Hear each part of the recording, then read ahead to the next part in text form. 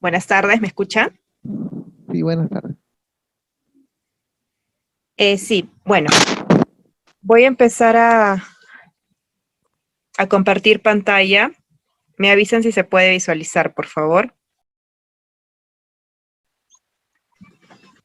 Muy bien, buenas tardes nuevamente con todos los participantes. El día de hoy, bueno, vamos a realizar una ponencia acerca de todo lo que son emergencias obstétricas, básicamente relacionados a lo que es el enfoque de las 3 claves de emergencia, que asumo que ustedes como participantes tal vez tengan de conocimiento para qué sirve cada clave, ¿no? Tanto vamos a hablar acerca de lo que es la clave roja, la clave azul y la clave amarilla propiamente dicha. Tal como me presentaron, bueno, yo soy la obstetra Luz Fabiola Garnique Quirós, soy obstetra asistencial, actualmente trabajo en el Ministerio de Salud en un establecimiento 1-3. Les doy la bienvenida a esta ponencia y a la vez agradezco su participación. Cualquier duda, sugerencia o pregunta que tengan en relación al tema, lo pueden realizar mediante el chat o al final de la ponencia de esta tarde. Muy bien. En esta primera diapositiva, bueno, básicamente vamos a hacer como un preámbulo acerca de lo que es esta clave roja. Como ustedes ya tienen de conocimiento, la clave roja básicamente se utiliza para todo lo que son las hemorragias obstétricas, durante el embarazo o durante el posparto, más que todo.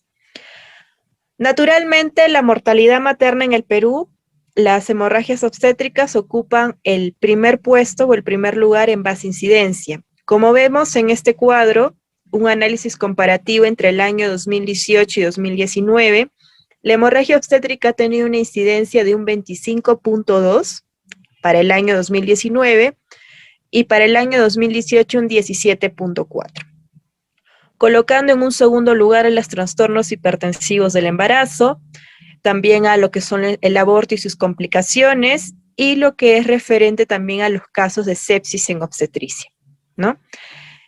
Cabe recalcar aquí en estos datos o en estas cifras, como ustedes pueden visualizar, que las hemorragias obstétricas, que generalmente se dan con una mayor incidencia durante el posparto o durante la etapa del puerperio netamente, son con mayor afluencia en las zonas rurales, en las zonas de la sierra, en las zonas lejanas, básicamente porque es donde hay una mayor incidencia o donde hay mayor casos de lo que son partos domiciliarios, donde básicamente hay bastante idiosincrasia o bastantes lo que es problemas relacionados a la educación de la población en esas zonas de nuestro país, ¿no?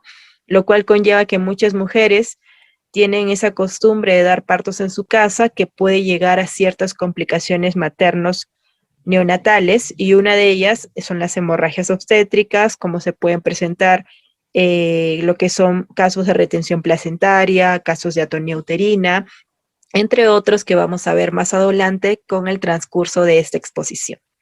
Asimismo, como ustedes también ya saben, en la actualidad estamos presentando un tema por lo que es la pandemia del COVID, ¿no? La pandemia del COVID que inició, si bien es cierto, en el año 2020, ha tenido bastantes limitaciones en el sistema de salud.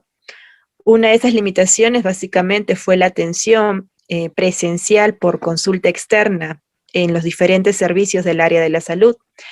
Y una de esas atenciones fue los controles prenatales. Hemos tenido un gran número de gestantes que no se han podido realizar sus controles prenatales de forma presencial o de forma continua por parte de los establecimientos de salud debido a estos límites de la pandemia del COVID, para poder evitar el contagio y ciertas complicaciones que se puedan presentar, conllevando o trayendo como resultado que básicamente se dé en una mayor incidencia este tipo de complicaciones obstétricas, ¿no?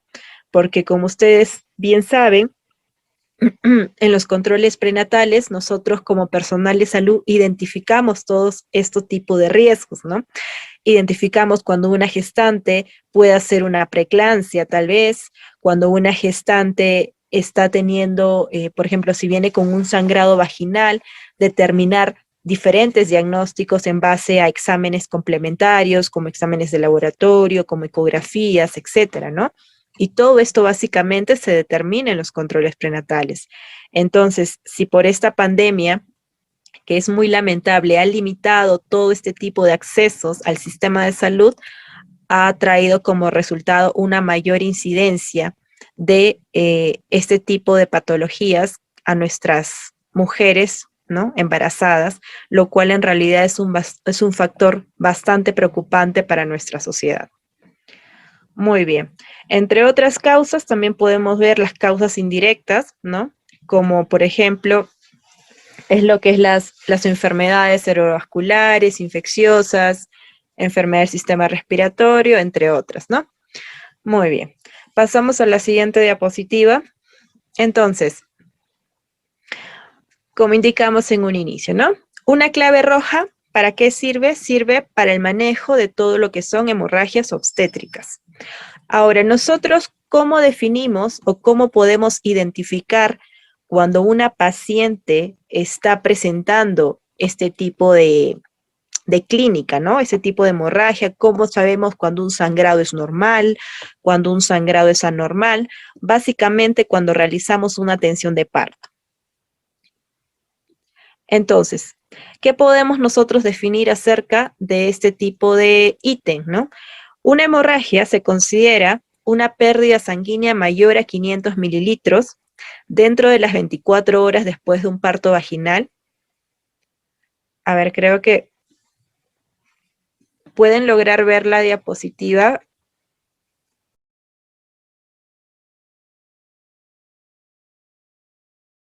No, se trata de presentar. Sí, bueno, en este momento, a ver, un momento por favor, al parecer tengo un problema nuevamente con el servicio de internet.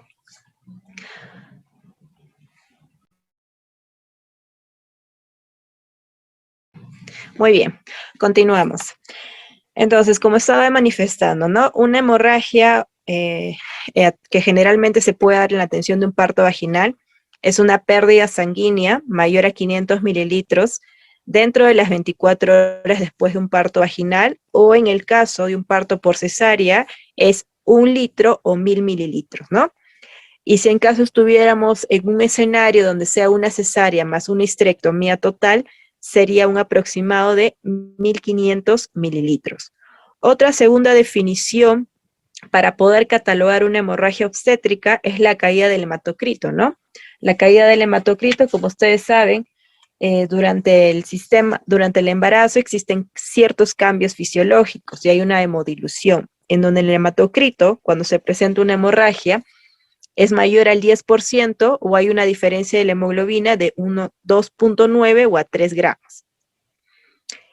En lo que es como una tercera definición acerca de la hemorragia, es un sangrado vaginal, en donde básicamente se va a mostrar una inestabilidad hemodinámica en la paciente. ¿A qué nos referimos con una inestabilidad hemodinámica? Por ejemplo, ¿no? Si estamos nosotros primero definiendo que una hemorragia obstétrica, hablando de un parto vaginal, que es una pérdida sanguínea mayor a 500 mililitros, o que en un parto por cesárea es mayor a 1 litro o a 1000 mililitros, que equivale lo mismo. Entonces, ponemos un escenario o un ejemplo.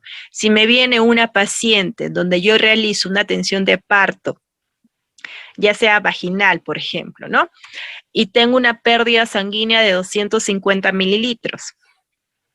Entonces, la paciente ha perdido 250 mililitros, pero es una paciente que me presenta una clínica de hipotensión, una clínica que está taquicárdica, está hipotensa.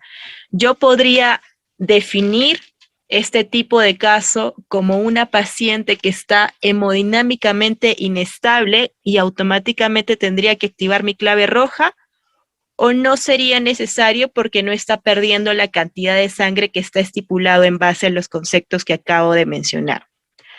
A ver, no sé si alguien me puede dar su opinión acerca de este ejemplo. ¿Ustedes creen que sería una paciente que sería indispensable activar la clave roja, teniendo en cuenta que solo la pérdida sanguínea ha sido de 250 mililitros, pero que presenta una inestabilidad hemodinámica como que está hipotensa, está taquicárdica, ¿sería considerada una hemorragia obstétrica? ¿Sería recomendable o sería indispensable activar la clave roja? ¿Sí o no?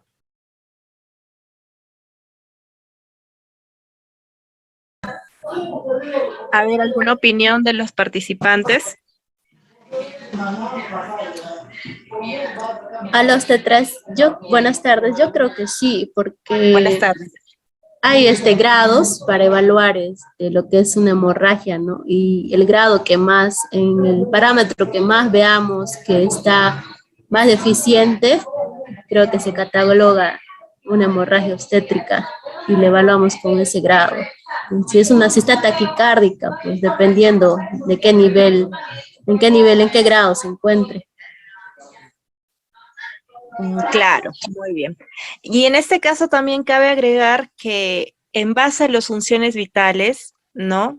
Cuando estamos hablando, por ejemplo, de una taquicardia en el caso de una gestante, estamos diciendo que tendría que tener una frecuencia cardíaca mayor a 90 por minuto, ¿no? Estamos hablando en el caso de una gestante, ¿no? Ahí es cuando tendríamos que definir que si yo encuentro con esas funciones vitales a mi paciente, entonces mi paciente está taquicárdica, ¿no? Pero muy bien, como acaba de mencionar la colega, sí, en este caso sería una paciente que está hemodinámicamente inestable. ¿Qué es hemodinámicamente inestable? Una paciente taquicárdica, una paciente hipotensa, letárgica, confundida, ¿no? Sudorosa, ¿no? Entonces, eso se indica que cuando una paciente está inestable hemodinámicamente. ¿Cuál es nuestra función como personal de salud? Estabilizar esa paciente hemodinámicamente, muy independiente de la pérdida sanguínea que podría presentarse en ese momento, ¿no? Y hago énfasis varias veces a esta tercera definición, porque como les vuelvo a repetir, que no necesariamente tiene que haber una pérdida sanguínea estricta de 500 mililitros o de 1 litro para ahí recién poder definir, ya, en base a eso voy a activar mi clave roja. Si mi paciente está inestable hemodinámicamente, muy independiente de la pérdida sanguínea, hay que activar nuestra clave de emergencias o nuestra clave roja de obstetricia. Muy bien. Entonces, en base al último ítem, sería una pérdida de sangre también mayor al 1% del peso corporal, en donde también podríamos definir o catalogar como una pérdida sanguínea de nuestras gestantes.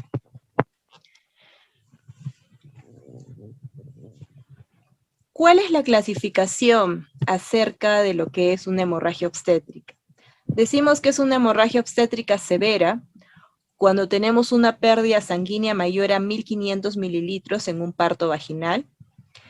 Decimos que es una hemorragia posparto primaria o precoz, cuando es una pérdida sanguínea dentro de las 24 horas del parto, y una hemorragia posparto secundaria o tardía, cuando es una pérdida sanguínea después de las 24 horas posparto hasta culminar el puerperio, ¿no?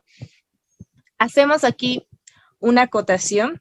En el caso, por ejemplo, si hablamos de una hemorragia posparto precoz, que tal como dice el concepto, que es dentro de las 24 horas del parto, aquí vamos a hablar acerca también de las 4 T's, que las vamos a mencionar más adelante. Dentro de las 24 horas, básicamente, se presentan lo que son,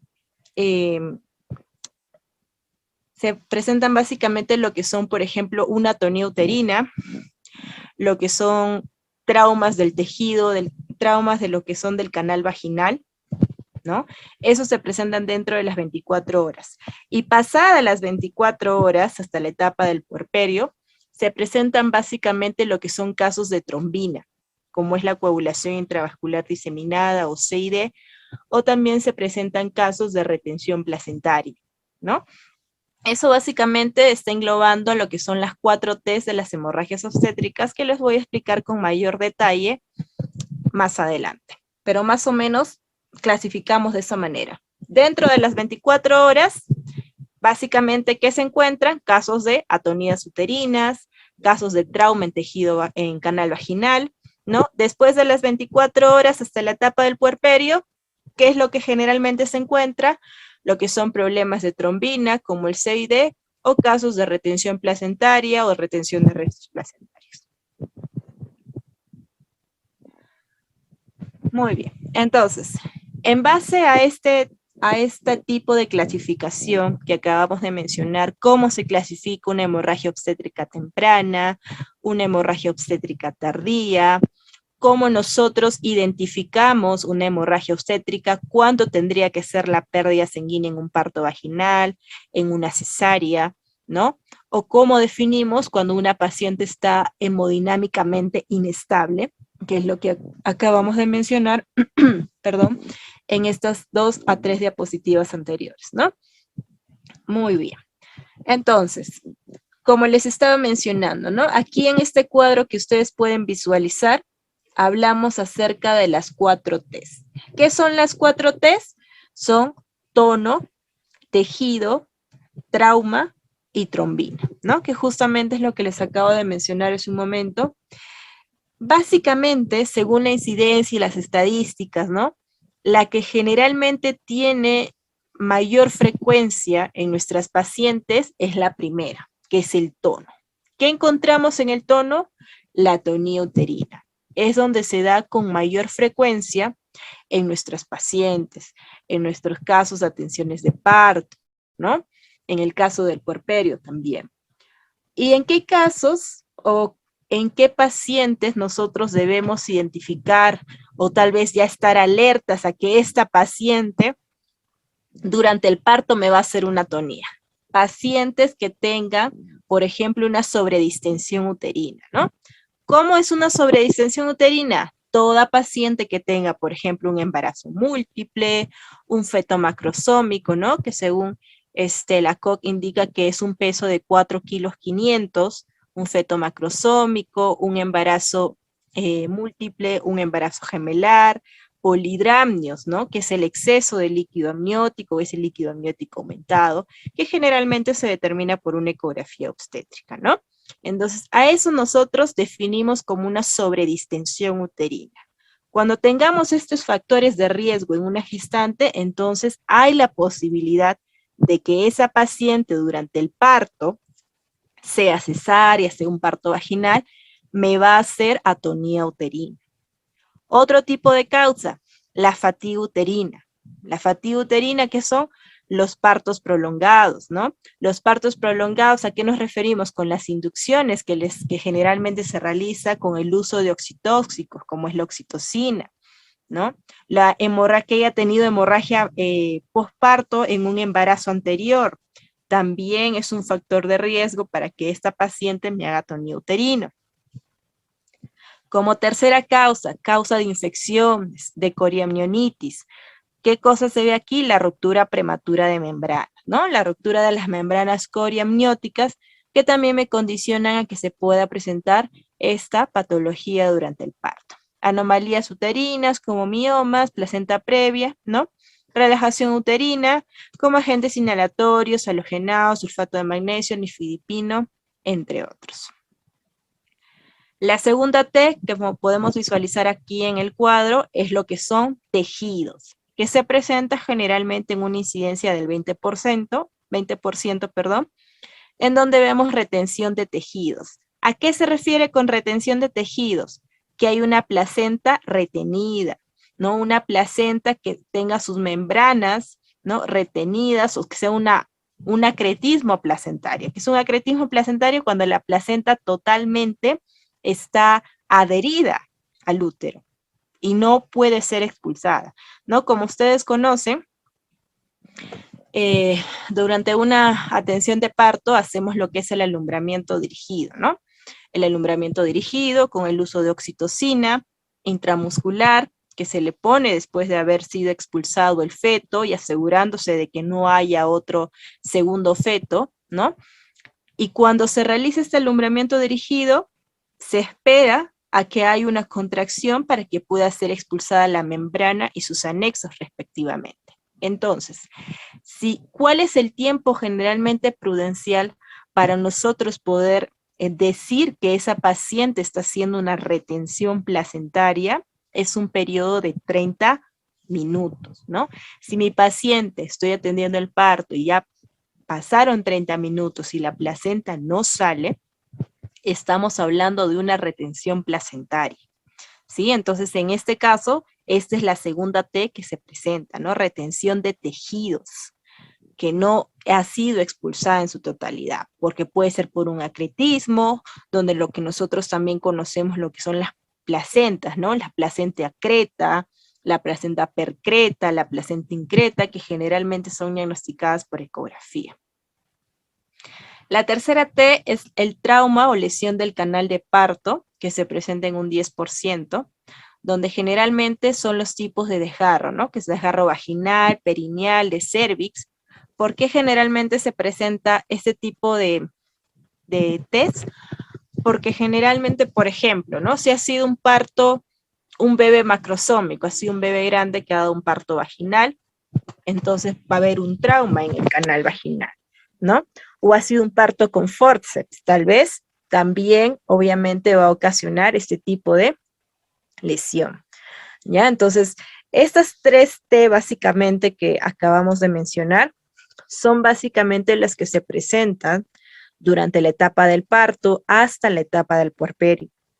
Son las que tienen una mayor incidencia en donde se debe utilizar la clave roja en nuestros establecimientos de salud, ya sea el nivel de complejidad que tengamos, ¿no? En donde laboremos, y poder actuar rápidamente, ¿no? Porque esa es la finalidad. Si nosotros no actuamos de una forma inmediata, si nosotros como personal de salud no identificamos la clínica de la paciente o qué tipo de patología o qué tipo de hemorragia está presentando, no vamos a poder solucionar el problema y va a haber ciertas complicaciones que obviamente van a ser bastante catastróficas tanto para la madre como para el recién nacido, ¿no? Muy bien, entonces, y por último tenemos lo que es la trombina, ¿no? La trombina o alteraciones de la coagulación que básicamente tienen una menor incidencia, ¿no? Generalmente es un 1%, no son tan comunes los casos en pacientes que presenten este tipo de patología o este tipo de hemorragia, ¿no? Pero aquí podemos encontrar, pueden ser causas congénitas, pueden ser causas adquiridas en el embarazo, como está la enfermedad de von Willebrand, la enfermedad de la hemofilia tipo A, entre otros, ¿no? Entonces, esto, queridos participantes, es una de las diapositivas o uno del tema principal que vendría a ser el manejo de la clave roja. Nosotros tenemos que aprender a identificar cuando una paciente me hace una atonía, cuando una paciente tiene retención de tejidos o lesión del canal de parto, básicamente, ¿no? Vamos a poner ejemplos, ¿no? A mí me gusta poner bastantes ejemplos para que pueda ser más didáctica la clase y de esta manera saber que me están entendiendo. Por ejemplo, ¿no? Si es una paciente en donde yo realizo la atención de un parto y el útero está relajado, la paciente me empieza a sangrar, ¿no? Me empieza a sangrar más de 500 mililitros, ¿no? De su pérdida sanguínea, el útero no está relajado, no está contraído. ¿Qué de estas 4 test que le acabo de mencionar, cuál de ustedes creen que estaría haciendo esta paciente? En donde yo estoy indicando que la paciente, el útero no se contrae y el útero está relajado, lo cual está ocasionando un sangrado vaginal o una hemorragia obstétrica. A ver, ¿alguien que quiera participar?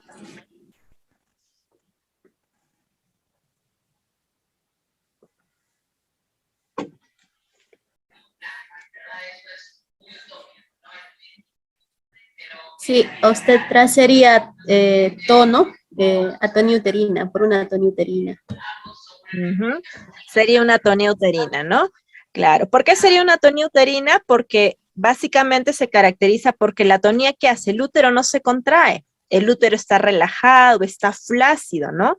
Nosotros, ¿qué tenemos que hacer ahí? Bastante la clínica. Palpamos fondo uterino y cuando palpamos fondo uterino nos damos cuenta que ese útero no está contraído, ¿no? Entonces, ¿qué es lo primero que debemos pensar? Atonía uterina, ¿no? ¿Por qué no sería una retención de tejidos o un trauma del canal de parto?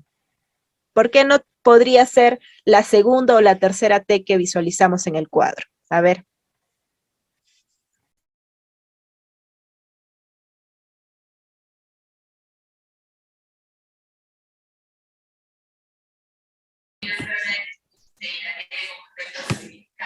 En primer lugar, tenemos que darnos cuenta que ha salido la placenta completa y pues si ha salido la placenta completa no puede ser tejido, retención de tejidos.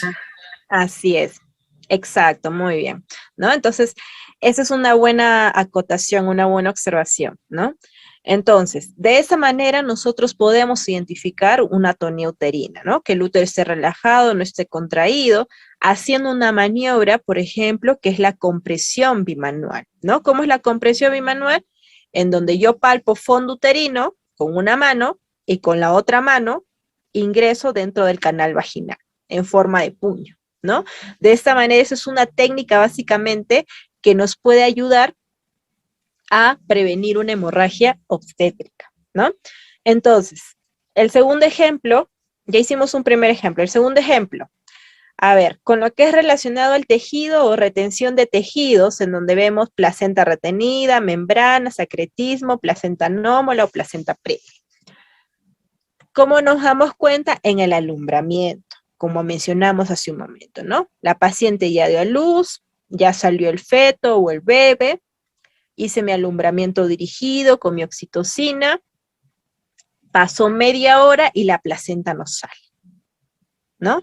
Entonces, por ejemplo, aquí hay dos escenarios. Uno, si la paciente pasa los 30 minutos y la placenta no sale y no sangra la paciente, ¿cuál es el manejo que nosotros tenemos que hacer? Primero, colocar vías periféricas a la paciente con coloides y posterior a ello coordinar con nuestro centro de referencia. Si la paciente me sangra, ¿no? Si nosotros somos personal capacitado para poder realizar una extracción manual de placenta, lo pueden realizar. Pero si no estamos capacitados, lo ideal es que no lo hagan porque eso puede ocasionar hasta una inversión uterina y es mejor referir al paciente, ¿no? No hay que arriesgarse si en caso no estamos capacitados, si no tenemos el conocimiento o no sabemos las técnicas de realizar una extracción manual de placenta. ¿Sí? Entonces, eso es en el segundo ejemplo, ¿no? En el tercer ejemplo, como indiqué, el trauma, la lesión del canal de parto, generalmente son partos como instrumentados, partos precipitados, ¿no? Que, por ejemplo, como generalmente nosotros sabemos, ¿no? Una nulípara, como ustedes saben, tiene un periodo de dilatación en la fase activa, ¿no? Que una nulípara, por ejemplo, me dilate 5 centímetros por hora, o que una multípara prácticamente me haga una dilatación de casi llega a los 10 centímetros por hora, estamos hablando de un parto precipitado, es algo que no está bien, es algo que no es fisiológico, no es normal, ¿no? Entonces, en este caso también hay la posibilidad de que esta paciente me haga un trauma en la lesión del canal de parto, partos con forceps, partos instrumentados, malposición fetal, etcétera, ¿no? ¿Qué más? Los casos de la coagulación intravascular diseminada, bueno, son generalmente en una menor incidencia que se pueda presentar en nuestras pacientes durante la atención del parto, durante la atención del puerperio. Muy bien. Entonces, ¿cuándo realizamos la activación de la clave roja? La activación de la clave roja vamos a activarla, por ejemplo, en base a los diferentes niveles de atención. Por ejemplo, en el primer nivel de atención para los que trabajamos, ¿en qué momento tenemos que hacer la activación de esta clave roja? Número 1, cuando la paciente esté en un estado de shock moderado, en un estadio 2, ¿no? Creo que al inicio dijeron el grado de shock, creo que escuché de un participante, bueno, más o menos ahora vamos a hablar justamente de eso, ¿no? Que esté en un estadio 2, por ejemplo. ¿Cómo está en un estadio 2? ¿Qué características tiene que tener esta paciente para saber que está en este tipo de shock o en este tipo de estadio? 1, un sangrado agudo o una sospecha de una hemorragia mayor de 1000 centímetros cúbicos. Que el sensorio esté normal, nuestra paciente esté letárgica, esté agitada, esté sudorosa. Que la frecuencia cardíaca o el pulso esté de 90 o más por minuto. Que sea una paciente hipotensa, que mi sistólica esté menor a 90 milímetros de mercurio, que mi frecuencia respiratoria esté mayor a 30 por minuto, ¿no? Que el llenado capilar sea mayor a 1 segundo, o que tenga una disminución de perfusión que se manifieste en palidez y frialdad, ¿no? Todas estas características nosotros podemos ya prácticamente definir que mi paciente está chocada, que mi paciente está en un estadio 2 de un shock hemorrágico. Y en este caso, cuando se presenta este tipo de escenario y estoy en el primer nivel de atención, hay que activar nuestra clave roja. Si me encuentro trabajando en el segundo y tercer nivel de atención, ¿en qué momento activo mi clave roja? Cuando mi paciente esté en un estadio 3, presentando un shock, pero ya severo, ¿no? ¿Qué características es para este estadio? Un sangrado agudo o una hemorragia mayor a 1500, ya no es 1000, ya es a 1500 centímetros cúbicos. Que el sensorio de mi paciente está agitado, esté letárgico, deprimido, que mi frecuencia cardíaca se haya incrementado de 90 a 100 o más por minuto, ¿no? Hay pacientes que llegan de 120 hasta 140 prácticamente. Que mi paciente esté hipotensa, tenga una sistólica menor a 80, que mi frecuencia respiratoria sea mayor a 30 por minuto, que mi llenado capilar sea mayor de 2 segundos, o también que me tenga disminución de la perfusión que se manifiesta en palidez, sudoración y frialdad. ¿Sí? Entonces, en esta diapositiva, aquí podemos nosotros diferenciar en qué momento debemos activar nuestra clave roja en base al nivel de atención que trabajemos, ya sea primer nivel, segundo nivel, tercer nivel, ¿sí? Entonces, hay que tener presente este tipo de clínica o este tipo de características, colegas, para que de esta manera podemos llamar al equipo de intervención multidisciplinario, ¿no? Porque si bien es cierto, para nosotros poder trabajar estas claves, sea la clave roja, la clave azul o la clave amarilla, hay que tener un equipo multidisciplinario en nuestro establecimiento de salud. ¿Y quiénes conforman el equipo multidisciplinario? Conforma tanto el personal médico, el personal obstétrico, la enfermera, personal técnico, ¿no? En este caso, si estamos en un hospital, por ejemplo, ya podemos contar con la presencia de un especialista, ya sea el ginecólogo, el anestesiólogo, el camillero también, hasta el chofer. Entonces, todo este tipo de equipo multidisciplinario que está conformado tiene que estar presente en el momento de la emergencia, porque cada uno cumple una función o un rol diferente, que básicamente va a ser importante para poder prevenir una mortalidad materna, hasta que esa paciente sea referida a un nivel de mayor complejidad si en caso nos encontramos en un primer nivel, ¿no?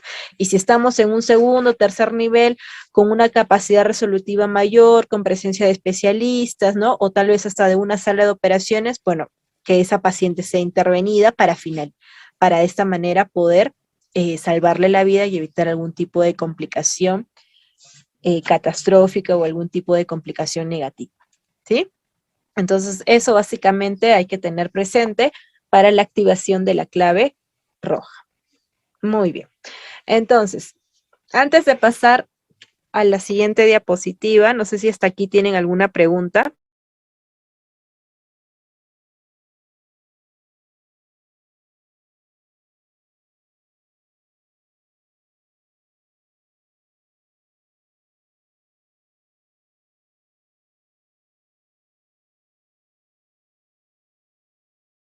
¿No hay ninguna pregunta hasta el momento?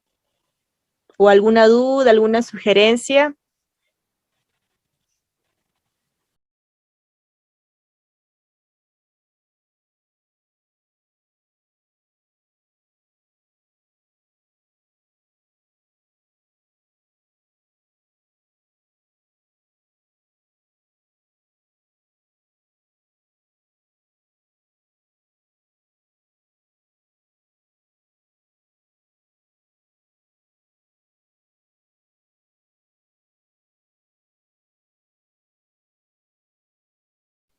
Bueno, creo que no hay ninguna pregunta.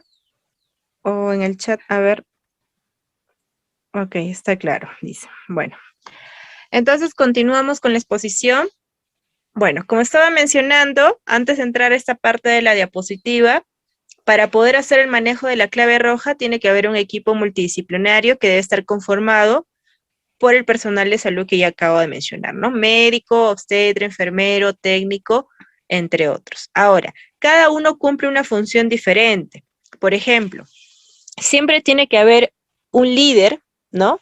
Que de esa manera maneje este tipo de crisis que generalmente se presenta en nuestros establecimientos de salud. Básicamente, la organización del equipo, por ejemplo, el personal de salud que va a estar a la cabeza va a ser el que va a chequear las vías aéreas del paciente, va a administrar el oxígeno, va a hacer el monitoreo de sus funciones vitales, vigilar el estado de conciencia y va a tomar apunte a todos los sucesos o a todos los medicamentos que se le está administrando a la paciente, ¿no? En este caso ustedes dirán, ¿y quién es el personal de salud que generalmente va a la cabeza? El que va a la cabeza básicamente puede ser el médico anestesiólogo o el intensivista, puede ser la obstetra o el obstetriz o el enfermero, ¿no? Básicamente son los que van a manejar este tipo de procedimientos. Ahora, en la parte, por ejemplo, de los brazos, que se van a canalizar las vías periféricas, va el personal de enfermería. ¿Cuál va a ser la función del personal de enfermería en una clave roja? Va a chequear lo que son la frecuencia cardíaca, la presión arterial o lo que son las funciones vitales del paciente.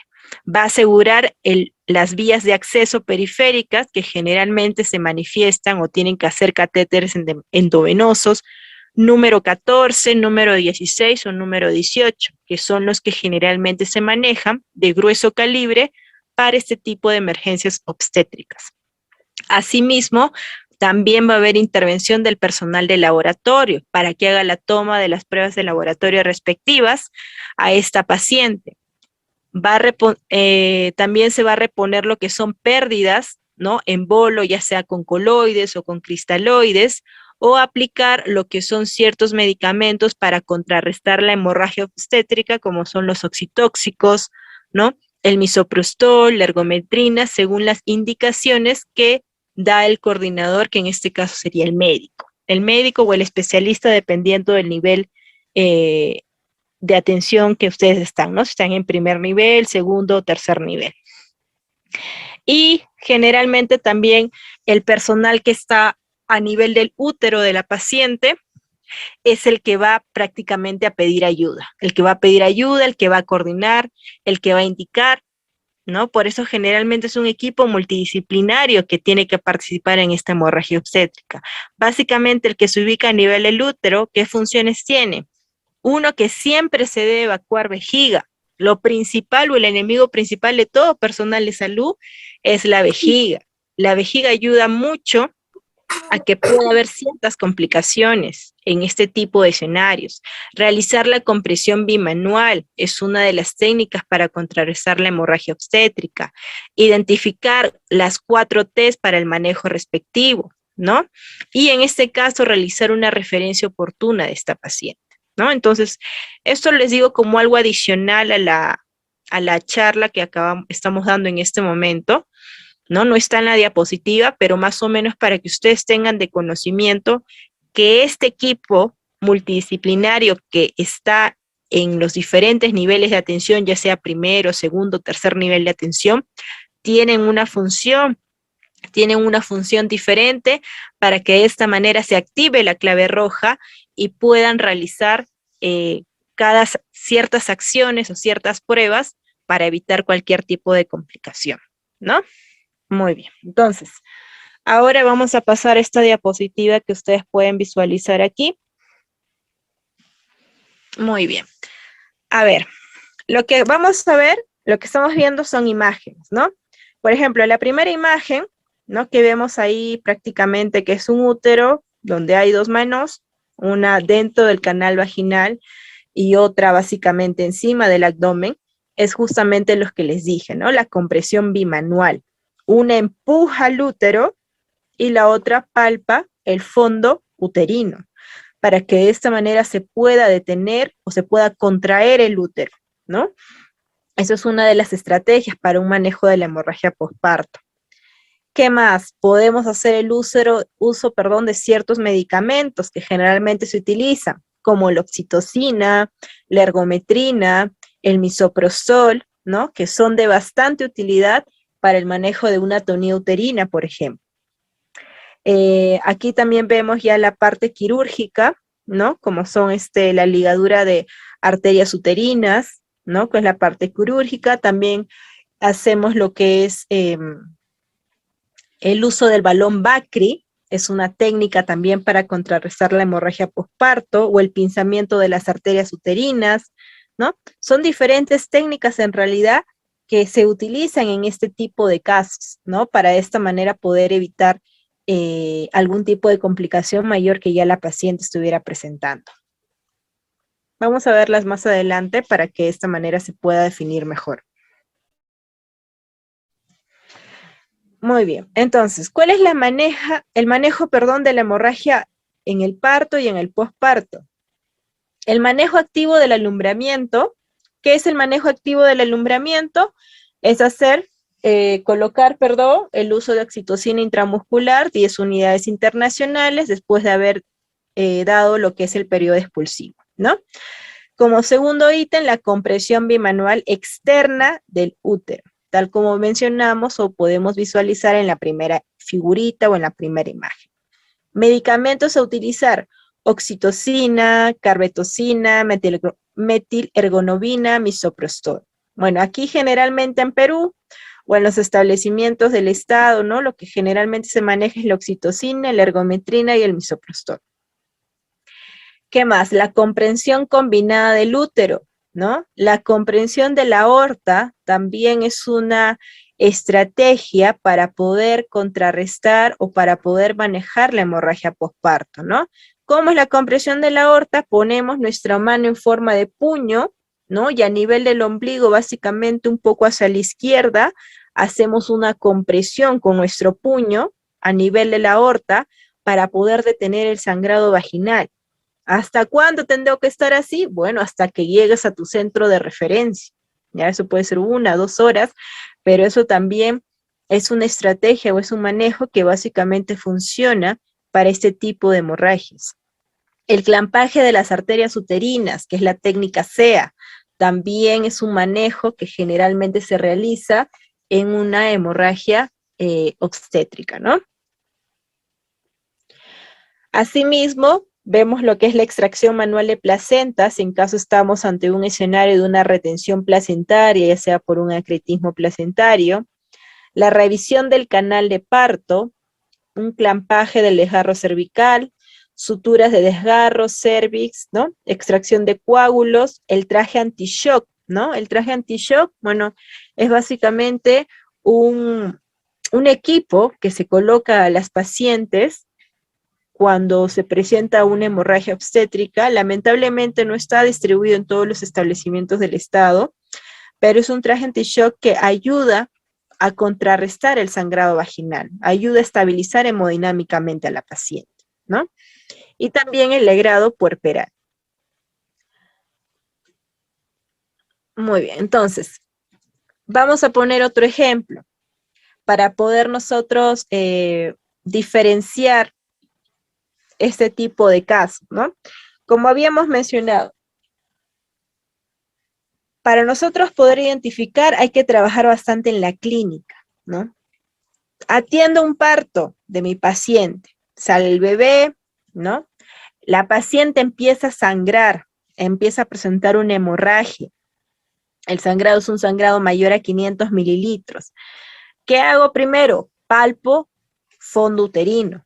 Es lo primero que yo voy a hacer. Palpo fondo. Si veo que mi útero está contraído, entonces ¿a dónde me voy? A canal vaginal.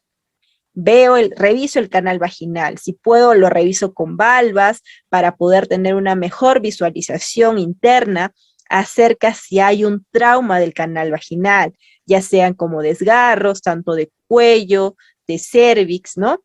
Que podemos identificar. No veo desgarros, no veo ningún tipo de sangrado ni laceración en mi canal vaginal. ¿A dónde me voy?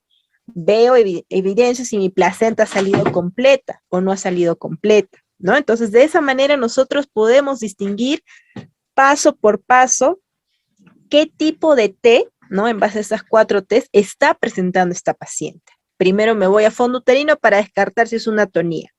No hay, el útero está contraído, pero la paciente sigue sangrando, me voy a canal vaginal para ver si hay algún tipo de laceración o desgarro en mi canal vaginal.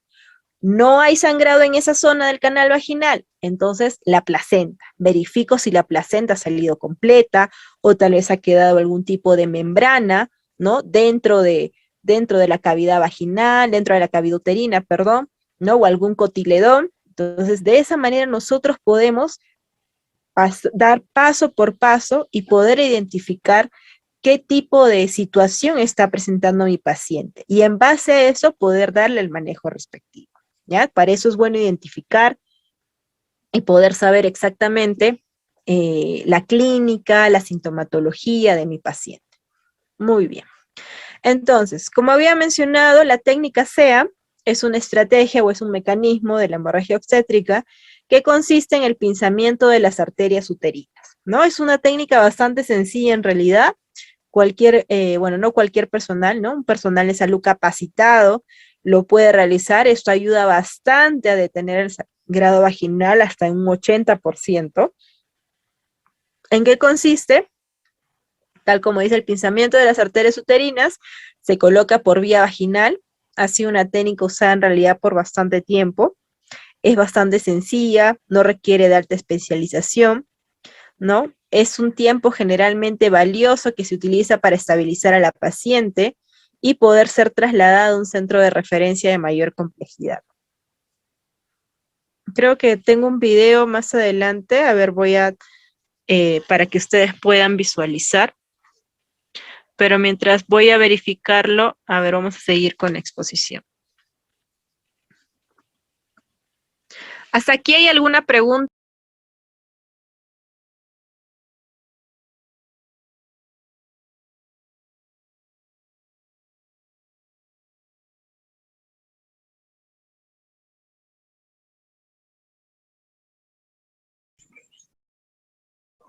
Buenas tardes. Quería hacer una pregunta. Sí, dígame.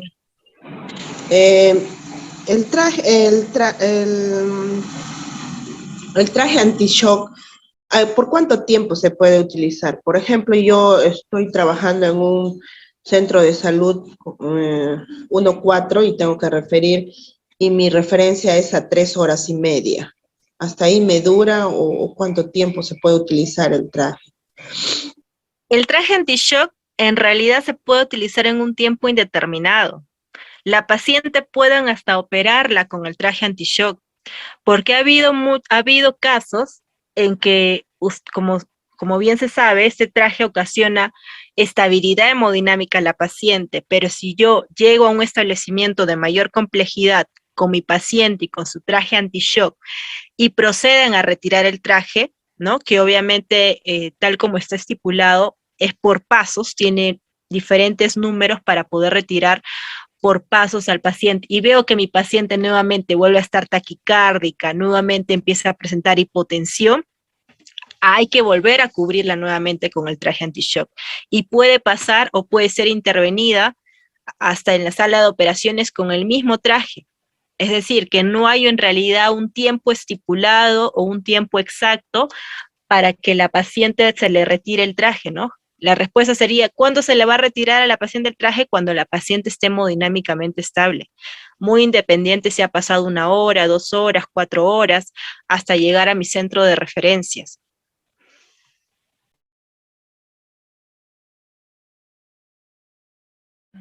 ¿Alguna otra pregunta?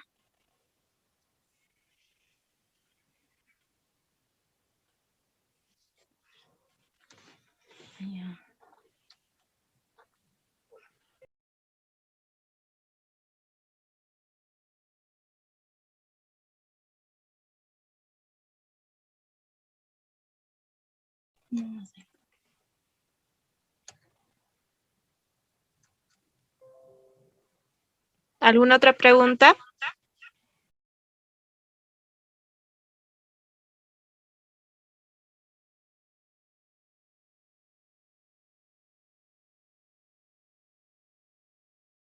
Bueno, a ver, entonces vamos a esperar unos minutos les voy a enseñar un video acerca de esta técnica del pinzamiento de las arterias uterinas para que puedan visualizarlo y puedan tener un mejor entendimiento. Un momento, por favor.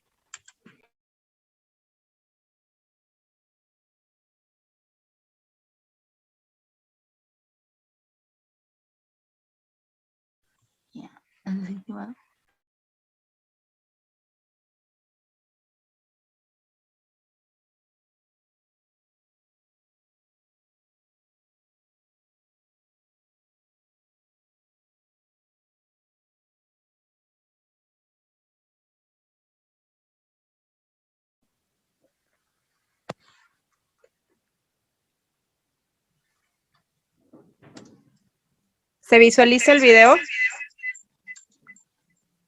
No, sí se visualiza. Sí se visualiza. Sí. No se escucha ahorita. Sí se visualiza.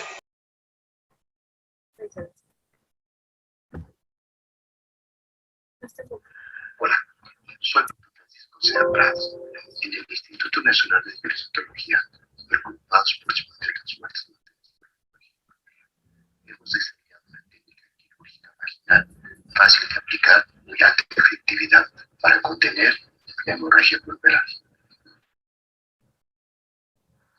Al detectarse una hemorragia uterina mayor a 500 mililitros que no responde a las maniobras habituales, se procederá a la aplicación de la técnica C.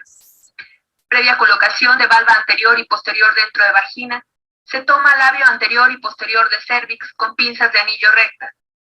Se movilizan ambas valvas hacia comisura cervical del lado izquierdo, previa movilización de pinzas de anillos. Se palpa ligamento cardinal izquierdo y posteriormente se coloca pinza de anillos curva con dirección medial que parta de la unión del ligamento cardinal con el útero hacia el centro del mismo en forma horizontal. Posteriormente se movilizan las valvas hacia el lado derecho junto con las pinzas de anillos para visualización de comisura y ligamento cardinal del lado derecho. Se palpa ligamento cardinal derecho y posteriormente se procede a la colocación de pinza de anillos curva con dirección medial hacia el centro del útero en forma horizontal, con el objeto de pinzar la arteria uterina derecha, dejando siempre un espacio suficiente para efectuar una revisión instrumentada de la cavidad uterina. Al verificar la hemostasia se retiran pinzas de anillo rectas y se procede a realizar abordaje sistemático de las causas de hemorragia obstétrica. El pinzamiento deberá mantenerse hasta resolver la causa de la patología. Posteriormente se retiran las pinzas. En casos refractarios al manejo, se procede a colocación nuevamente de las pinzas y se pasa a la paciente a histerectomía obstétrica. Cabe mencionar que el retiro de las mismas deberá realizarse hasta ligar la arteria uterina por vía abdominal de cada lado.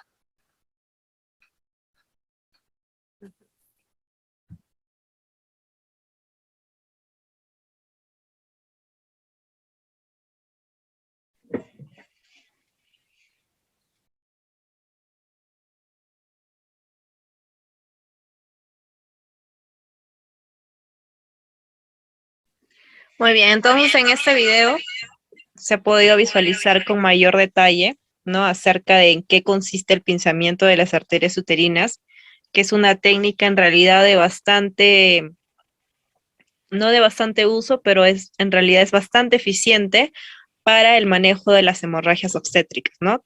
Recuerda que todo personal que esté capacitado puede realizar este tipo de pinzamiento de las arterias uterinas, ¿no? Ubicándolas de la forma adecuada para poder contrarrestar la hemorragia obstétrica. Asimismo, otro tipo de técnica que generalmente se utiliza es el uso de balón Bakri, ¿no? El balón Bakri está hecho básicamente de silicona, mide 58 centímetros de largo y tiene una capacidad máxima de hasta 800 mililitros. Se recomienda generalmente que se insufle de 250 a 500 mililitros de solución salina, dependiendo del tamaño y la capacidad del útero.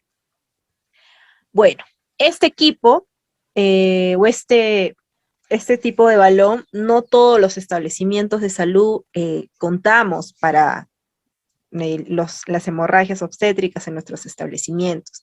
Generalmente lo que se utiliza es un balón manual, ¿no? generalmente utilizado con una sonda Foley, ¿no?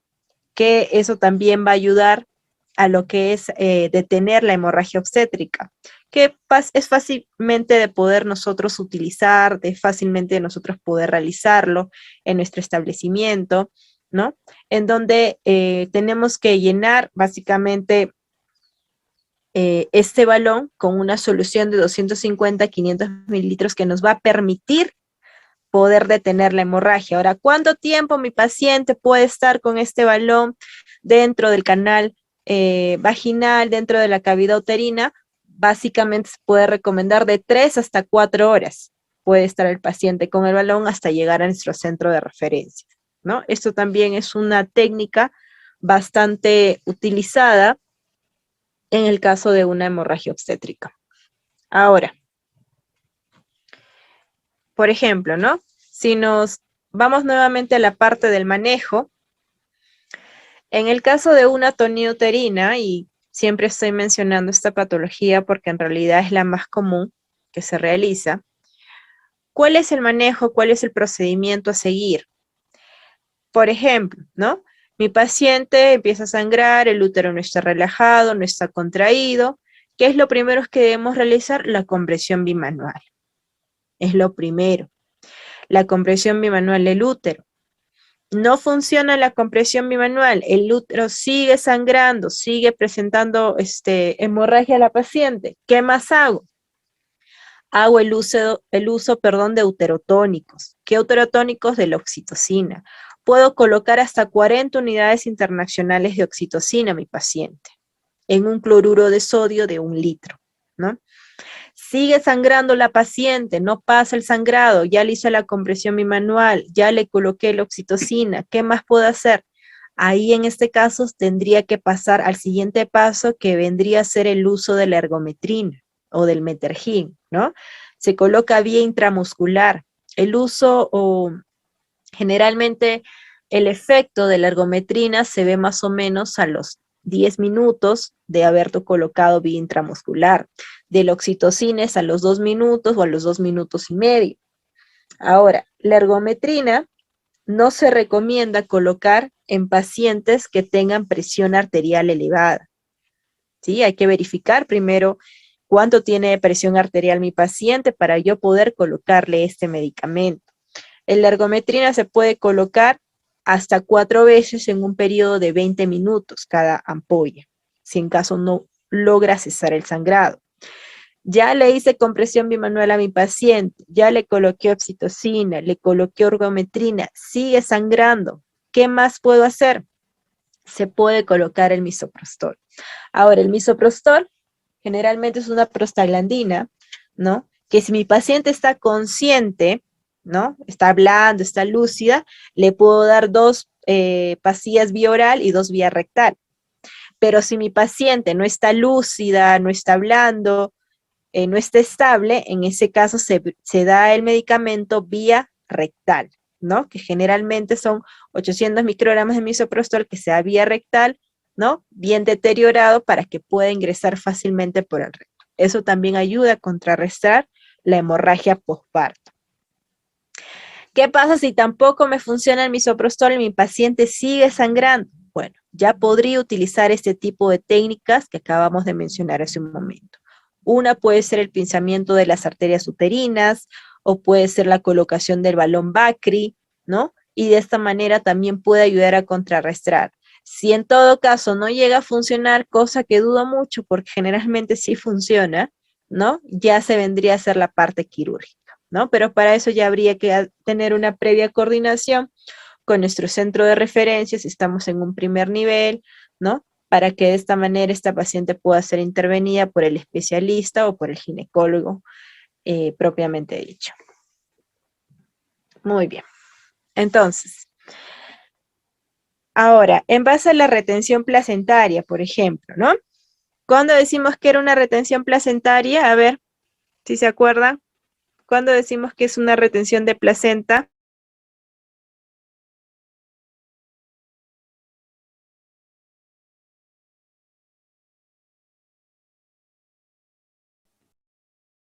No hay salida de la placenta en 30 minutos de un periodo, de un alumbramiento activo.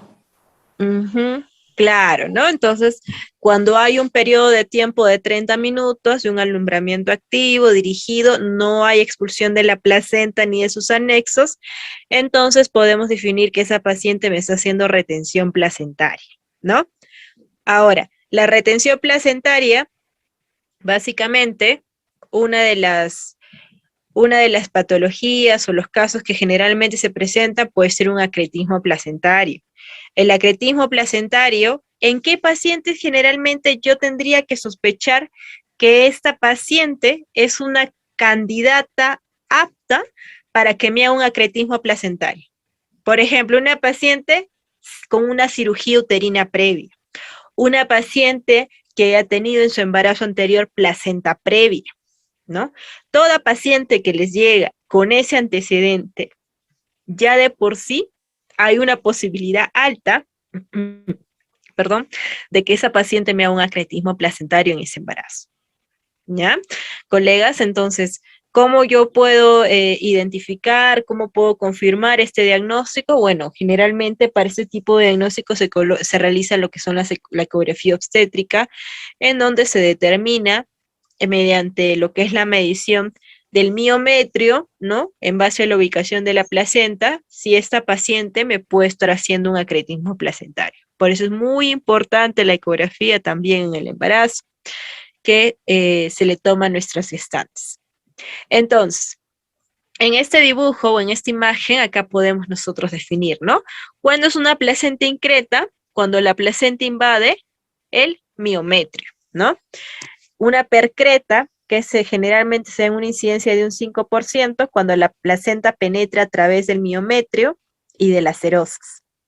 Una placenta acreta es una placenta adherente, ¿no? Que se adhiere generalmente. Y una implantación normal, ¿no? Generalmente es cuando no hay algún tipo de este tipo de patologías, como acabamos de ver, de las placentas increta, percreta, acreta, que generalmente se diagnostican por ecografía, ¿no? O por la clínica de la paciente también. Recuerden que no necesariamente a veces puede haber un sangrado oculto, no necesariamente va a haber eh, un sangrado que nosotros podamos visualizar y podamos ya definir ya el diagnóstico de esta paciente.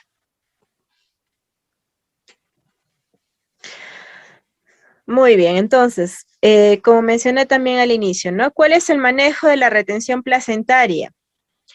En un primer nivel de atención, si la paciente, no sangra, generalmente se agregan 30 unidades de oxitocina y se refiere al paciente a un establecimiento de mayor complejidad.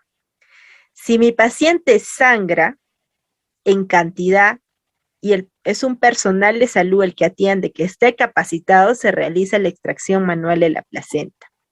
Y para eso se puede aplicar ciertos medicamentos o ciertos analgésicos, ¿no? Como la atropina, el diazepam. Posterior a ello se procede a realizar la extracción manual completa.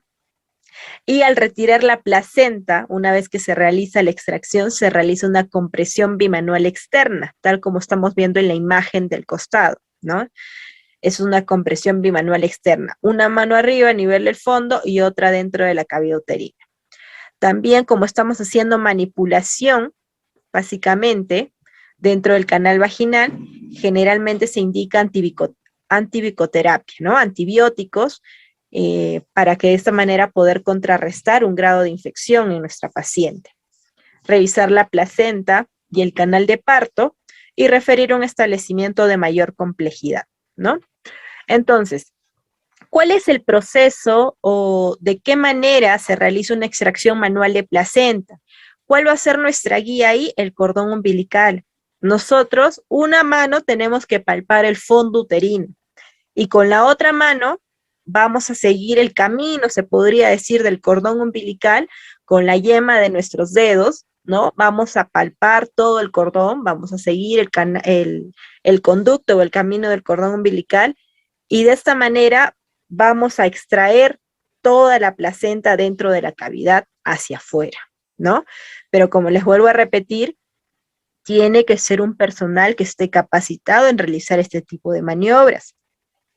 Porque si no estamos capacitados o no tenemos el conocimiento adecuado de esta extracción manual, puede haber un tipo de complicación mayor. Y un tipo de complicación mayor es que puede presentarse hasta una inversión uterina en esta paciente, y ahí sí la paciente prácticamente va a empezar a sangrar, no se va a palpar el útero y la complicación va a ser mucho mayor. ¿Sí? Muy bien. Entonces, ¿cuál sería el manejo activo en ese tercer estadio? Generalmente utilizamos 3 componentes, ¿no? Como ya hemos mencionado en más de una vez, el uso de oxitóxicos, el clampaje tardío del cordón umbilical, que generalmente es de 1 a 3 minutos el tiempo aproximado que se espera para hacer el clampaje respectivo, y la tracción controlada del cordón, que es la maniobra de Brandt-Andrews, ¿no? Con la maniobra de Brandt-Andrews consiste básicamente para el momento de la expulsión de la placenta. Una vez que nace el bebé, nosotros no tenemos que ahí mismo sacar la placenta, tenemos que esperar a que descienda el cordón umbilical. Por eso una guía podría ser, o un punto de guía, colocar una pinza a nivel del cordón umbilical, y vamos a ver nosotros cómo poco a poco esa pinza va a ir descendiendo, y de esta manera la placenta se está desprendiendo poco a poco. Porque si nosotros traccionamos o jalamos de una forma inmediata, una vez que salga el recién nacido o el feto, podemos hacer una retención de placenta y la placenta no va a salir, y ahí se va a complicar nuestro alumbramiento, nuestra atención de parto. Entonces, ¿cuál es básicamente el manejo activo del tercer estadio? El uso de oxitóxicos, el clampaje tardío del cordón umbilical, ¿no? La tracción controlada del cordón umbilical, y también el uso de uterotónicos. La oxitocina, dentro del primer minuto de nacido el bebé, descartar la presencia de otro bebé para colocar este medicamento, y como les había indicado, el efecto de la aplicación es de 2 minutos a 2 minutos y medio. Siguiente sería ejercer una tracción controlada del cordón umbilical y aplicar simultáneamente una contratracción sobre el útero, lo que ayudará a la salida de la placenta, ¿no? Como estamos viendo en esta parte de acá, acá vemos lo que es la tracción controlada del cordón, pero siempre palpando para hacer una contratracción, para que de esta manera no se nos venga el útero y todo prácticamente al momento de hacer este tipo de procedimiento. Y esto va a ayudar a la salida de la placenta, ¿no? Esta es la maniobra adecuada para realizar en el periodo de alumbramiento. La compresión bimanual externa también es un mecanismo que se debe manejar en esta etapa del parto: palpar el útero y comprimir inmediatamente, no masajear hasta que éste se contrae, ¿no? Asegúrese de que el útero no esté relajado o esté realizando lo que es una atonía uterina. Muy bien, entonces, en estas diapositivas que acabamos de pasar es básicamente un tipo de repaso, porque yo creo que la mayoría aquí de los colegas ya tienen de conocimiento cómo es un manejo activo en la tercera etapa del parto, qué medicamento utilizar, cómo es la contratracción del cordón umbilical, ¿no? Este tipo de maniobras para nosotros poder evitar una hemorragia, que en realidad ayuda bastante, porque si nosotros como personal de salud lo utilizamos de una forma detenida, tenemos el conocimiento adecuado, vamos a poder prevenir una hemorragia posparto. Muy bien, entonces, ahora pasamos a la parte del shock hipovolémico. ¿A qué definimos como un shock hipovolémico? Una paciente chocada, cuando hay una presencia de hemorragia mayor a 1000 centímetros cúbicos, ¿no? Y alguno de los siguientes signos o síntomas. ¿Cuáles son? Que la paciente presenta un sensorio agitado o deprimida, esté confusa, letárgica, tenga hipotensión, como ya hemos dicho, una presión sistólica menor a 90, un pulso o una frecuencia cardíaca mayor a 90 por minuto, una disminución de la perfusión que se manifiesta en palidez, frialdad de la piel, llenado capilar mayor a 1 segundo, oliguria, ¿no? Por eso es importante poder controlar la diuresis de nuestra paciente, colocarle su sonda Foley con su bolsa colectora, para que de esta manera estar controlando la diuresis, cuánto está perdiendo esta paciente. Así como estamos colocando coloides, cristaloides, tenemos que ver cuánto es lo que está saliendo. Es importante ese tipo de procedimiento. El índice de shock, ¿no? El índice de shock que básicamente se calcula de la frecuencia cardíaca sobre la presión arterial sistólica, que debe ser mayor o igual a 1.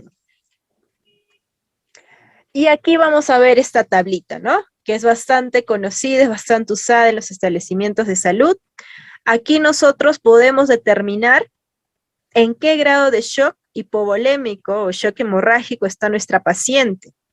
Por ejemplo, si es una paciente que está con una frecuencia cardíaca o un pulso de 60, 90 por minuto, su sensorio está normal, estamos diciendo que es una paciente que ha tenido una pérdida de volumen más o menos de 500 a 1000 mililitros o a 1 litro prácticamente, ¿no?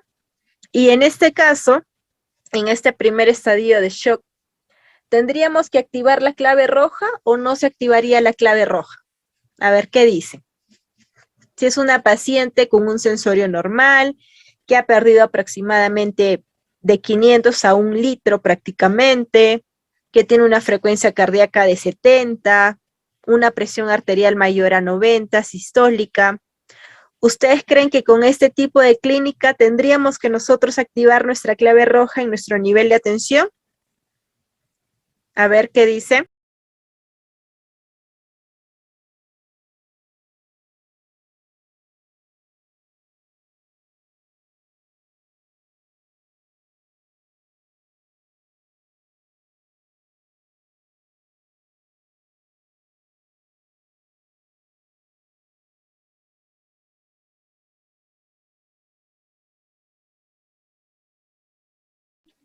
A ver, he retrocedido las diapositivas para que puedan nuevamente recordar, ¿no?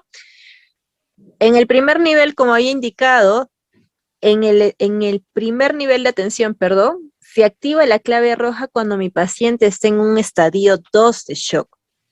Y en un segundo y tercer nivel es cuando esté en un estadio shock, en un estadio 3.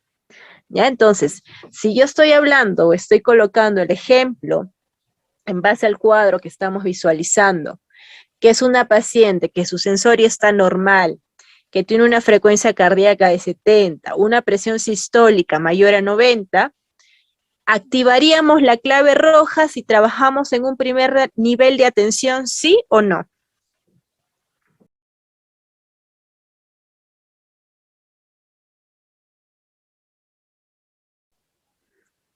Ah, creo que se han quedado dormidos. ¿Me escuchan? Creo que no, obstetra. A ver, ¿por qué no? Todo tiene un porqué. ¿Por qué no se activaría la clave roja si usted está trabajando en un primer nivel de atención? Según lo que he explicado, dice que a partir a partir del segundo grado de shock recién se aplica la clave roja. Claro, a partir del segundo grado, ¿no? De un estadio, de un estadio 2, ¿no? Vamos a regresar nuevamente, creo que no sé si nos he entendido bien.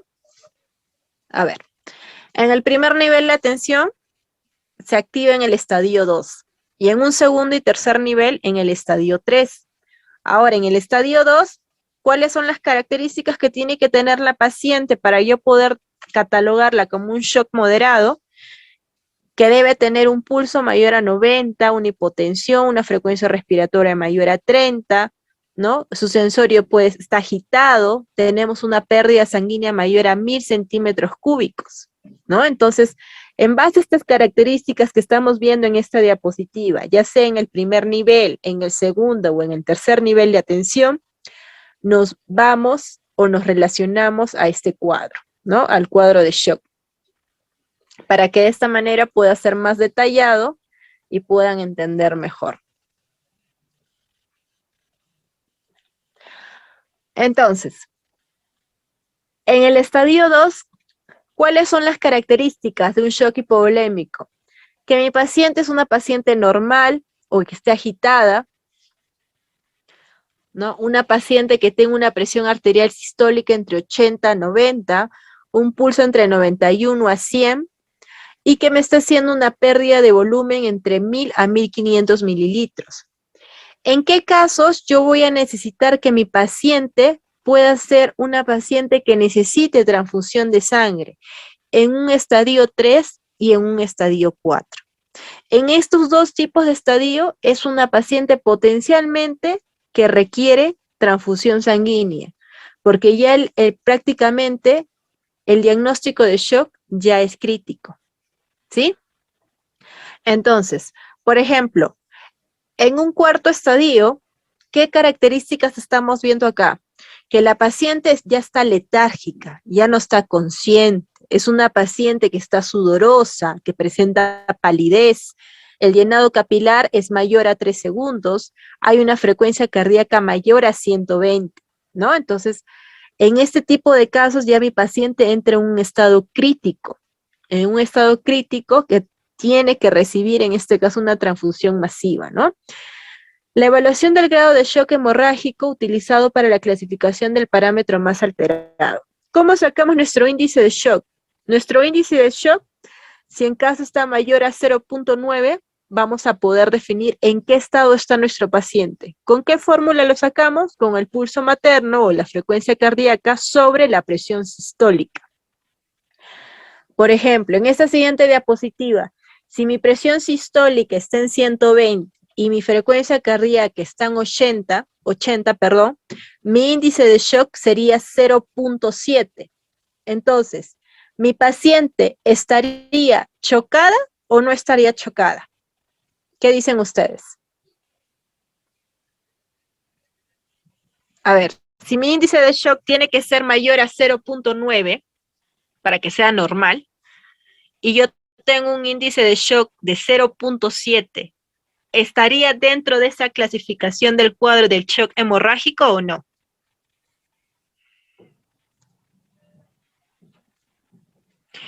No, me dicen. ¿Por qué no? Porque el índice de shock tiene que ser mayor a 0.9. Muy bien. Entonces, vamos a poner otro ejemplo.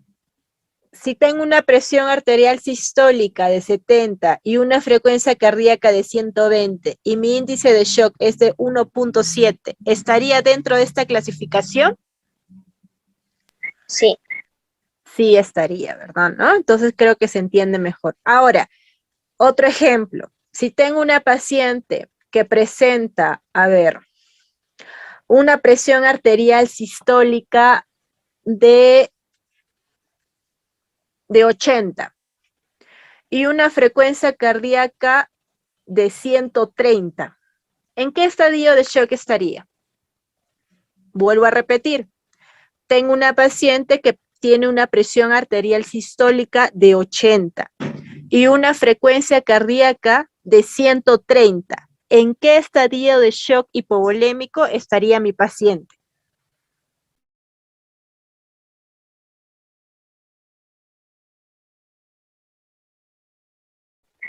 En el estadio 1. ¿En el estadio 1? ¿Segura? Porque el índice de shock sale con 0.67. No, no me refiero al índice de shock, me refiero a qué estadio estaría la paciente, es decir, en base al cuadro. Enfócate en el cuadro. En el cuadro nos clasifica estadio 1, estadio 2, estadio 3 y estadio 4, ¿correcto? Ya.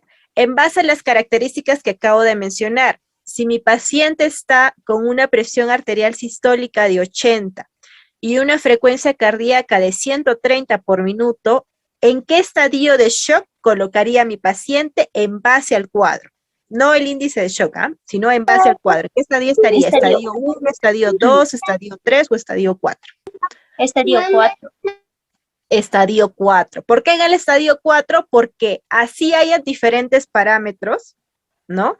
Por ejemplo, yo he dicho que es una presión de 80, ¿no? Y una frecuencia cardíaca mayor a 130. Entonces, pero si yo me ubico, a ver, ¿dónde está presión arterial sistólica 80? En el estadio 2, ¿verdad? Que está con amarillo. Y si tiene mi frecuencia cardíaca, mi paciente 130, a ver, sería en el cuarto, que dice mayor a 120, entonces tengo el estadio 2 y el estadio 4. ¿Cuál sería? Es el que tenga la mayor cifra. Y en este caso, ¿cuál es el estadio de shock el que tiene la mayor cifra? El estadio 4, ¿sí? Entonces, esa sería la forma de nosotros poder clasificar el estadio de shock en nuestra paciente. ¿Ya, colegas? Muy bien. A ver, creo que está entendible el cuadro. Aquí tenemos otro cuadrito que básicamente es muy similar al anterior, ¿no? En base a las diferentes clases, la pérdida sanguínea, el volumen, las características del pulso, ¿no? Es básicamente muy similar al primer cuadro que acabo de mencionar. Bien, entonces, siguiendo con la exposición, la clave roja, ¿no? El manejo inmediato de la clave roja o del shock hipovolémico, como había mencionado, cada personal de salud tiene una función diferente. Por ejemplo, en el caso de la obstetriz, ¿no? U obstetra, tiene que hacer una evaluación obstétrica a la paciente. Si es una gestante, si es una gestante mayor de 22 semanas, hay que hacerle el monitoreo obstétrico respectivo, en que consiste los latidos fetales, verificar la dinámica uterina de la paciente, ¿no? Cada qué tiempo le viene una contracción uterina, cuánto de intensidad, cuánto de duración tiene esa contracción, no realizar un tacto vaginal si la paciente está sangrando, no realizar especuloscopía, estimar cuánto es la pérdida sanguínea, ¿no? Y hacer un monitoreo estricto de las funciones vitales. En el caso de la función del médico, por ejemplo, realizar una evaluación diagnóstica, ¿no? En base a las funciones vitales de la paciente y en base al examen clínico general, para de esta manera que pueda determinar qué tipo de tratamiento a seguir, según sea el caso, ya sea una atonía, ya sea una retención placentaria, ya sea una laceración del canal de parto, ¿no? Asimismo, realizar el monitoreo respectivo de las funciones vitales y coordinar una referencia con un nivel de mayor complejidad y comunicar a los familiares asimismo para que en este caso realicen lo que son donación de sangre, ¿no? Para realizar una transfusión respectiva. Asimismo, el técnico de enfermería, por ejemplo, ¿cuál es su función?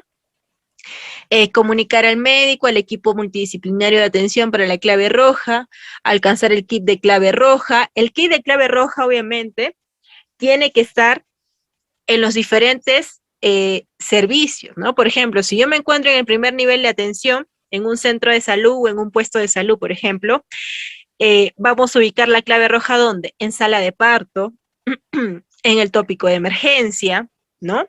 Que son los lugares donde generalmente tiene que estar. No es que ya solamente la coloque en sala de parto y voy a trabajar con esa clave en 2 o 3 servicios más del establecimiento. No, tiene que ser en cada servicio en base al nivel que nos encontramos.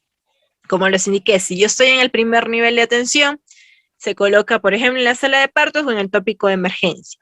Si yo estoy en un segundo o en un tercer nivel de atención, ya no solamente se va a colocar en la sala de partos o en el tópico de emergencia, también se puede colocar en la unidad, en el área de lo que es de trauma, básicamente cuando hay en los hospitales, también puede colocarse la atención de la clave roja ahí. Entonces, no hay que tener un solo insumo en un solo servicio, porque cuando ocurre una emergencia, los materiales o los medicamentos o los insumos tienen que estar a la mano, ¿ya? Entonces eso hay que tener en cuenta, colegas, para poder prevenir algún tipo de complicación que se puede controlar a tiempo. El rol de la enfermera, ¿no? Canalizar tener accesos venosos, tal como habíamos indicado, colocando 2 vías endovenosas seguras, ¿no? Con catéter número 18, también en este caso realizar una vía aérea permeable, se puede colocar una cánula nasal a 3 litros por minuto o hasta 5 litros puede llegar lo máximo, posición en decúbito lateral izquierdo, abrigo adecuado, ¿no? Porque recuerden a veces que la paciente está hipotensa, entonces hay que abrigarla, hay que colocarla también en posición anti-shock, también es una estrategia a seguir en donde a la paciente se le coloca las piernas en un ángulo de 45 grados. Controla la diuresis horaria, registrar medicamentos. Y asimismo el laboratorista también cuenta con una función principal, ¿no? Que es la toma de muestras de laboratorio, ya sea exámenes como la hemoglobina, el hematocrito, pruebas cruzadas, tiempo de coagulación, de sangría, etcétera.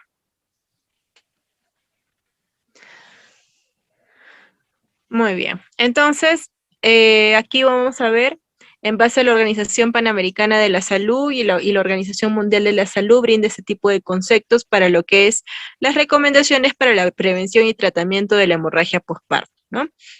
El masaje uterino externo de forma continua y permanente durante el manejo integral y hasta que el sangrado haya cedido. El masaje uterino bimanual, ¿no? Que ya lo hemos visto anteriormente, durante al menos 20 minutos o hasta que haya cedido el sangrado, cuando el masaje uterino externo no ha sido ineficaz. La oxitocina, ¿no? Que básicamente se va a colocar 20 unidades diluidas en 500 milímetros de solución salina, se puede pasar hasta 4 horas. El metergin o la ergometrina, que es la ampolla intramuscular, que se puede colocar cada 20 minutos, como les había mencionado, y el misoprostol, ¿no? Si mi paciente está lúcida, se puede colocar 2 pastillas vía oral y 2 vía rectal, caso contrario, solamente vía rectal. Aquí también quería compartir o hacer mención a lo que es el ácido tranexámico en la hemorragia obstétrica, ¿no? El ácido tranexámico es recomendable colocar al menos hasta dentro de las 3 horas de la hemorragia posparto. Si bien es cierto, este medicamento no está muy presente en nuestros establecimientos de salud, casi ninguno lo tiene, pero es de bastante eficacia. Es uno de los medicamentos que tienen un mejor resultado de comparación de la oxitocina, de la ergometrina, ayuda a contrarrestar bastante las hemorragias posparto. También es la administración básicamente de útero tónico no ha sido efectiva, ¿no? En este caso de la oxitocina, se puede complementar con el uso del ácido tranexámico. ¿Cuál es el uso? ¿Cómo se coloca? La dosis es 1 gramo por vía endovenosa en 1 minuto y se puede repetir a los 30 minutos, ¿no? Y como les indiqué, se utiliza dentro de las primeras 3 horas de una hemorragia postparto. Muy bien. Entonces, no sé si hasta ahí tienen alguna pregunta en relación a la clave roja.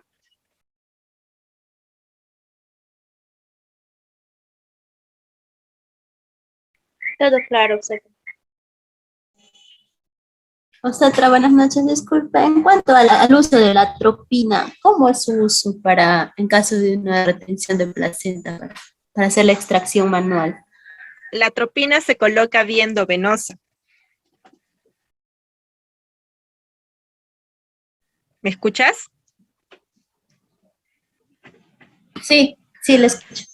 La atropina, como estaba indicando, en el caso de la retención placentaria, para hacer una extracción manual de placenta, el uso o la vía se coloca por vía endovenosa a la paciente. Ahora, la cantidad de atropina que generalmente se utiliza es en base a una ampolla de atropina, es lo que generalmente se utiliza para en el caso de una extracción manual de placenta.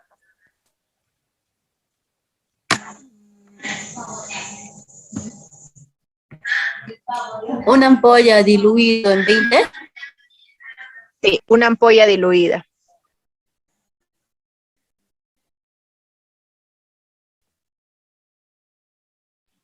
Sí, así es, una ampolla diluida para en el caso de la extracción manual de placenta. Sí, diluida en 20 o diluida en 100.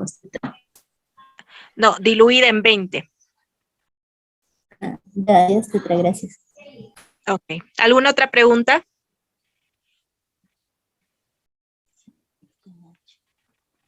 Bueno, creo que ya no hay más preguntas. Al parecer todo ha sido entendible en relación a esta clave roja que acabamos de hablar como un primer tema. Es simplemente una recomendación, ¿no? Como se indicó al inicio, básicamente las hemorragias obstétricas ocupan el primer lugar o es la primera incidencia de mayor mortalidad materno-neonatal, en donde muchas veces nosotros como personal de salud, a veces por no hacer un diagnóstico clínico temprano, ¿no? O un diagnóstico clínico correcto, o poder identificar, ¿no? Ese tipo de patologías que se presentan, en este caso, es donde conllevamos este tipo de complicaciones en nuestras pacientes, en nuestras madres embarazadas.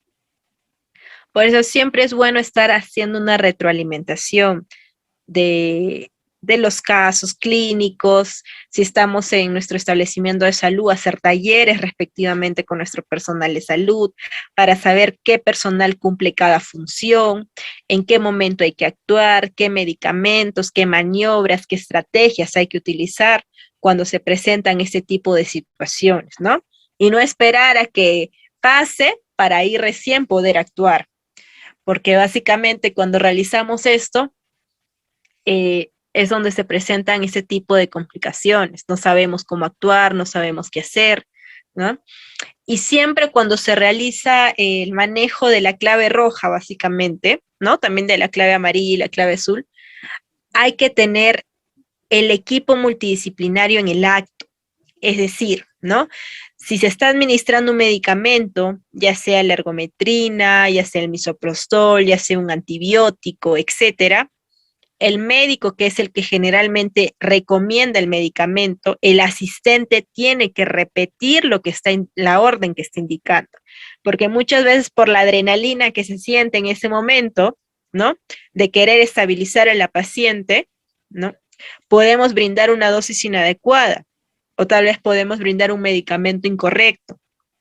Por eso siempre es bueno que de esta manera se brinde el medicamento y el asistente que está tomando nota o que está administrando el medicamento repita por una segunda o por una tercera vez el medicamento que se está dando la orden para administrar a este paciente. Eso es un consejo que yo les doy porque muchas veces en la práctica clínica ocurre ese tipo de errores, ¿no? A veces por el mismo hecho de la adrenalina, de querer salvar a la paciente, querer estabilizar o tal vez ya querer referirla a otro establecimiento, nos podemos bloquear, ¿no?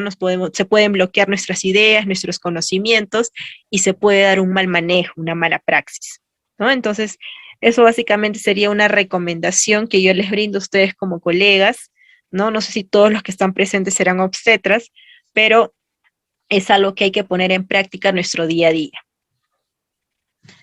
Muy bien, entonces, no sé si quería consultar si sigo con el siguiente tema